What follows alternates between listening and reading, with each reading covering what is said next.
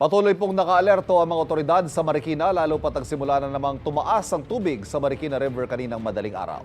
May unang balita live, si Bea Pinla. Bea, anong level ngayon?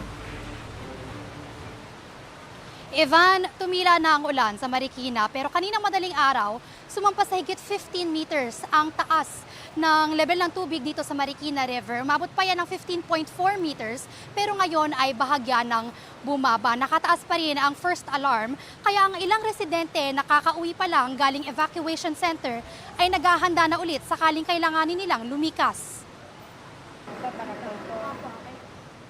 Sanay na pero nakahanda pa rin.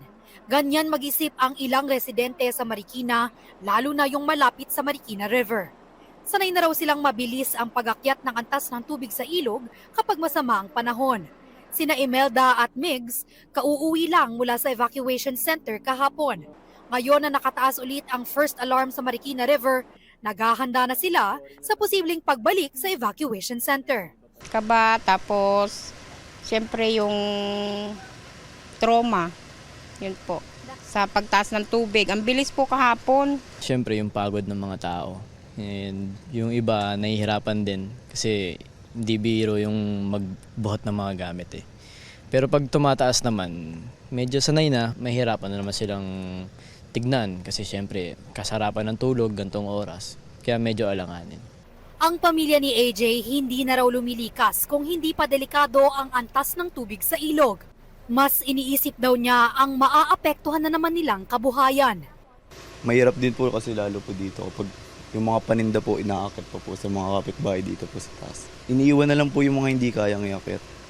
Kapag bumabaha, nagkukumahog daw silang iakyat sa bahay ng kanilang kapitbahay ang mga paninda nila para hindi ito abutin ng tubig.